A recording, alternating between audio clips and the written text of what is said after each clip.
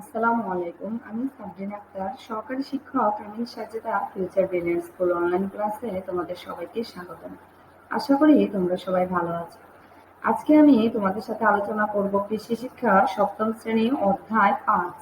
অধ্যায় 5 হচ্ছে কৃষিজ উৎপাদন। এই অধ্যায়ে আজকে আলোচনা করব ছাগল পালন পদ্ধতি।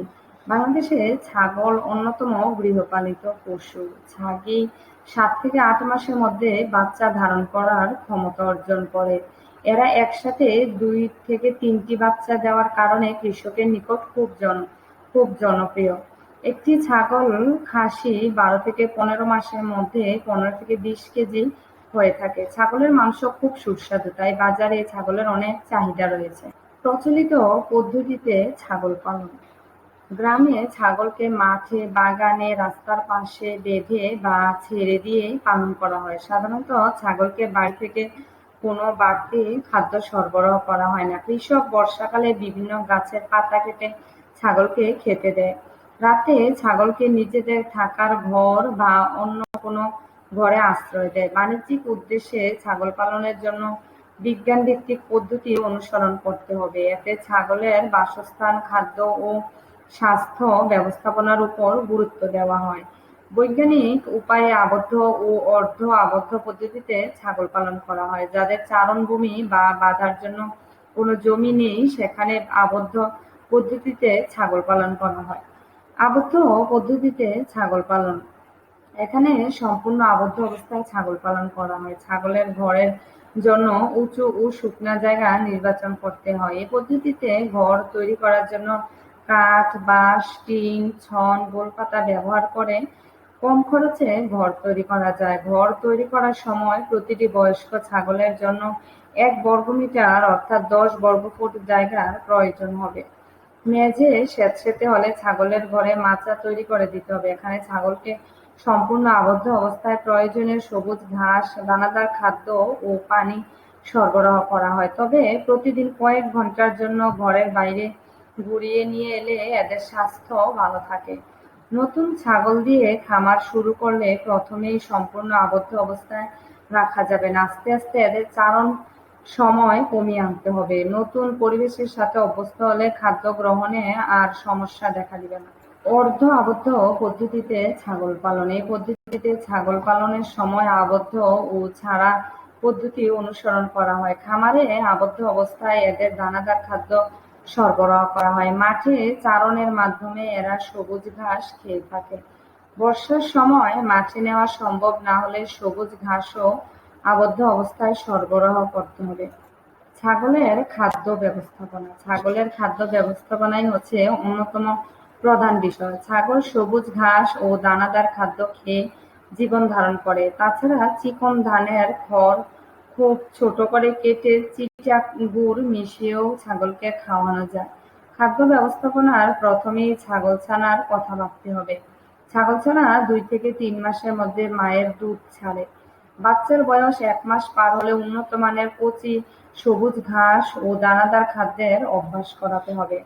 সবুজ ঘাস। ছাগলের জন্য ইতিল, কাঠের পাতা, কাঁঠাল পাতা, খেসারি, মাসকলাই, দূর বা বাক্সা ইত্যাদি ঘাস বেশ পুষ্টিকর। দেশি ঘাসের প্রাপ্যতা কম হলে ছাগলের জন্য উন্নত জাতের নেপিয়ার, পাড়া, জার্মান ঘাস চাষ করা যায়। চাষ করা ঘাস কেটে বা চড়িয়ে ছাগলকে খাওয়ানো যায়। দানাদার খাদ্য। ছাগলের পুষ্টি চাহিদা মেটানোর জন্য সবুজ ঘাসের সাথে দৈনিক চাহিদামতো দানাদার খাদ্য সরবরাহ করতে হবে। গম, ভুট্টা, গমের ভুসি, চালের কুড়া, বিভিন্ন ডালের খোসা, খৈল, শুটকি মাছের গুঁড়া ইত্যাদি দানাদার খাদ্যের মিশ্রণ হিসেবে ব্যবহার করা হয়। দানাদার খাদ্যের সাথে খাদ্য লবণ ও ভিটামিন খনিজ মিশ্রণ যোগ করতে হয়। বয়সভেদে ছাগলকে দৈনিক 1 থেকে 2 লিটার বিশুদ্ধ পানি সরবরাহ করতে হয়। পানি। মানুষের মতো সকল পশু পাখির পানির প্রয়োজন রয়েছে। বয়সভেদে ছাগলকে দৈনিক 1 থেকে 2 লিটার বিশুদ্ধ পানি সরবরাহ করতে হয়। তাই পানি ছাগলের নাগালের মধ্যে রাখতে হবে। ছাগলের জন্য দানাদার খাদ্যের একটি মিশ্রণ তোমাদের পাঠ্য বইয়ে দেয়া আছে। এই মিশ্রণের দানাদার খাদ্যের মিশ্রণের ছকটি হচ্ছে: গম ভাঙা বা ভুট্টা ভাঙা দিতে হবে, 10%, গমের ভুসি বা চালের গুঁড়া দিতে হবে 48%, ডালের ভুসি দিতে হবে 17%, সয়াবিন খৈল বা সরিষার খৈল বা তিলের খৈল দিতে হবে 20%, শুটকি মাছের গুঁড়া দিতে হবে 1.5%, হাড়ের গুঁড়া দিতে হবে 2%, খাদ্য লবণ 1%, ভিটামিন খনিজ মিশ্রণ দিতে হবে 0.5%, মোট 100% খাদ্য একসাথে মিশিয়ে এরকম একটি খাদ্য মিশ্রণ তৈরি করা। ছাগলের ওজন অনুসারে সরবরাহের জন্য সবুজ ঘাস ও দানাদার খাদ্যের পরিমাণের একটি তালিকাও দেয়া আছে তোমাদের বইয়ে।